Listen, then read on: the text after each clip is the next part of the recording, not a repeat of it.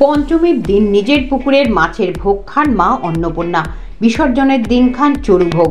170তম অন্নপূর্ণা পুজো শুরু হলো আজ থেকে। লোককাহিনী অনুযায়ী শিব যোগীরাজ হলেও মূলত ভিক্ষুক, রোজগারে অমনোযোগী। এ নিয়ে রাজার দুলালি গৌরীর সাথে কলহ লেগেই থাকত।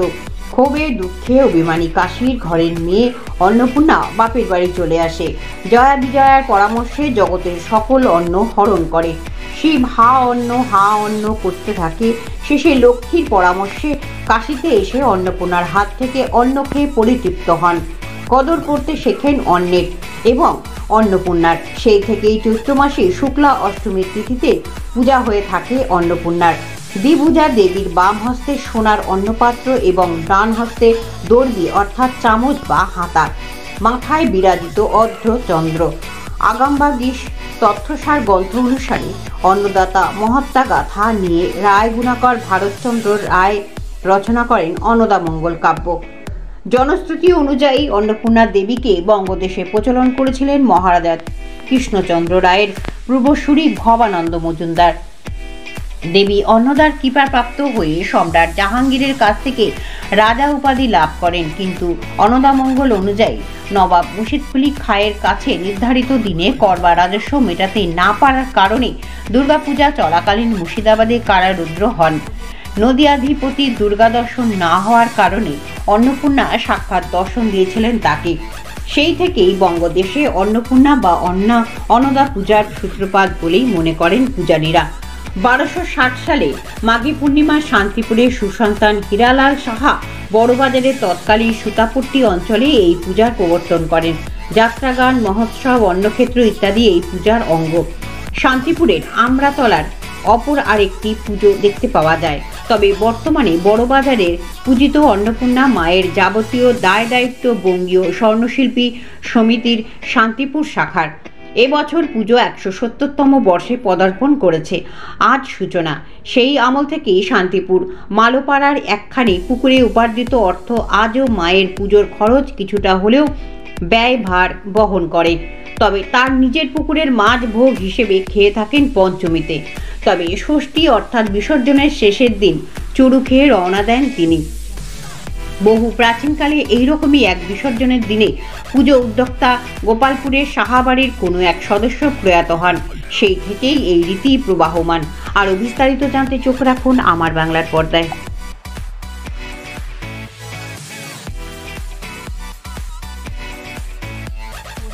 আমার যেটুকু জানা আছে জ্ঞানত, এই পুজোটা ছিল রানাঘাটে।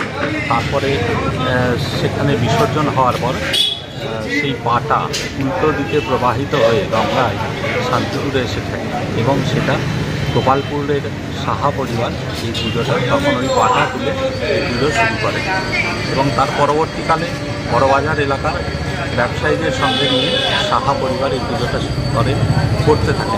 তারও পরবর্তীকালে আমাদের স্বর্ণশিল্পী শান্তিপুর স্বর্ণ ব্যবসায়ী শিল্পীদের আন্ডারে এই পুজোটা চলে আসে। ঠাকুর প্রতিমা কি এখানেই নির্মিত হন? কবে থেকে সেটা? ঠাকুরের আমাদের প্রতিমা এখানেই নির্মাণ হয় এবং যিনি পাল রাষ্ট্রপতি পুরস্কারপ্রাপ্ত গোরাদা উনি এই। আর এই যে চালিতে তৈরি হয় সে পাটাটা আর কি, সেটা একই তো? সেটা একই। আচ্ছা, মন্দিরে বসেই তৈরি হয়? মন্দিরে বসে। আচ্ছা, আর এমনি কতদিন ধরে পুজো হয়? আজকে কি প্রথম দিন? আমাদের এই পুজোটা 170তম বর্ষ এবছর। আর আমাদের পুজো এই মাঘী পূর্ণিমা তিথিতেই হয়। আজকে পূর্ণিমা তিথি অনুযায়ী এই পুজোটি আজকে শুরু। আচ্ছা, চলবে কতদিন? আমাদের এই পুজোটা 6 দিন চলে। 5 দিন অন্নভোগ হয় এবং 6 দিনের দিন মায়ের নিরঞ্জন সহকারে বিসর্জন হয়। কালনাঘাট অর্থাৎ নৃসিংহপুর ঘাটে মায়ের বিসর্জন হয়।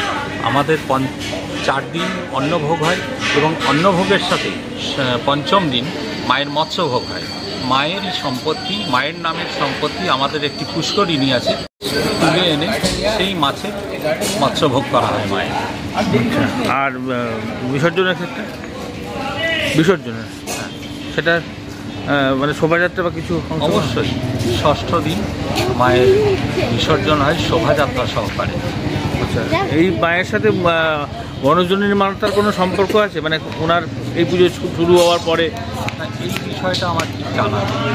আচ্ছা, আরেকটা বিষয় হচ্ছে, সেটা হচ্ছে যে এই ব্যবসায়ীদের স্বর্ণকার সমিতির পরিচালনায় হলেও এলাকাবাসীদের সহযোগিতা বা অন্যান্য ব্যবসাদারদের সব এলাকাবাসীরাই এখানে সহযোগিতা করেন। এই পাড়া হাটখোলা পাড়ার সমগ্র বাসিন্দা তাদের বাড়ির পুজোই মনে করেন, সেইভাবেই তারা থাকেন এখানে। তারপরে আজ থেকে 5 দিন চলবে পরপর? হ্যাঁ, আজ থেকে আমাদের 5 দিন পুজো হবে, 6 দিনের দিন বিসর্জন। আপনার নাম, পরিচয়? আমার নাম নবকুমার দত্ত, সম্পাদক বঙ্গীয় স্বর্ণশিল্পী সমিতি শান্তিপুর শাখা।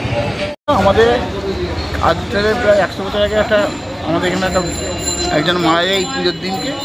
সেই দিনকে আমাদের ঠাকুরটাকে নির্জলার আর না রেখে ওই সময় আমরা একটা ওই পায়েসটাই মতন, মানে যেরকম হবিষ্যি হয় যাকে বলে, হ্যাঁ, সেই রকমই হয় করে মাকে সেবা দেওয়া হয়। দিয়ে পরের দিনকে ঠাকুর আবার শোভাযাত্রায় হয়ে যাবে। আচ্ছা, আমার নাম স্বপন দে, এই পুজোর সাথে যুক্ত। এই